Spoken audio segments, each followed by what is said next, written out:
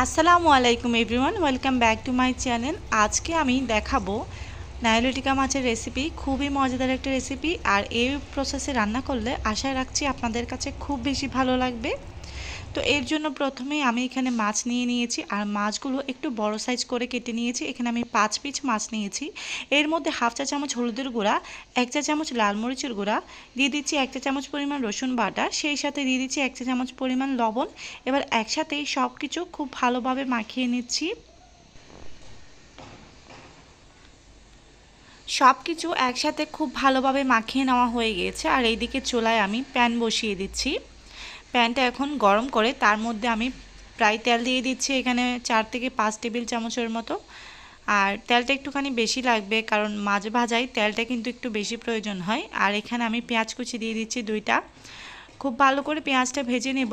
হালকা যখন সফট হয়ে যাবে ঠিক সেই পর্যায়ে আমি এখানে দিয়ে দিব লবণ, হলুদ, মরিচ দিয়ে মাখিয়ে নেওয়া সেই মাছগুলো।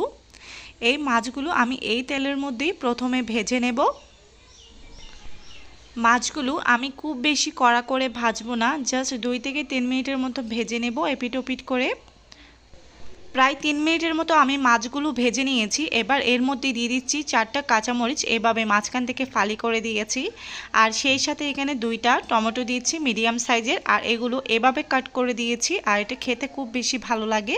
সবশেষে যেই প্লেটে আমি কিন্তু মশলাগুলো মাখিয়েছিলাম সেই প্লেটে আমি হালকা পানি নিয়ে, হাফ কাপের মতো পানি নিয়ে এখানে দিয়ে দিচ্ছি। এবার আলতো হাতে একটুখানি নাড়িয়ে দিচ্ছি, আর এখন ঢাকনা দিয়ে দিচ্ছি। আর রান্না করব আমি প্রায় 6 থেকে 7 মিনিটের মতো।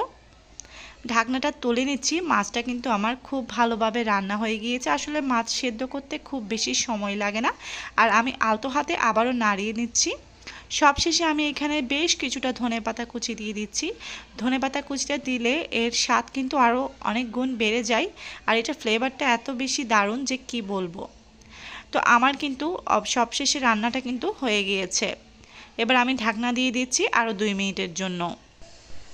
2 মিনিট পর ঢাকনাটা তুলে নিচ্ছি। দেখতে পাচ্ছেন ধনেপাতাটা কিন্তু মজে গিয়েছে, আর আমার রান্নাটা কিন্তু কমপ্লিট হয়ে গিয়েছে।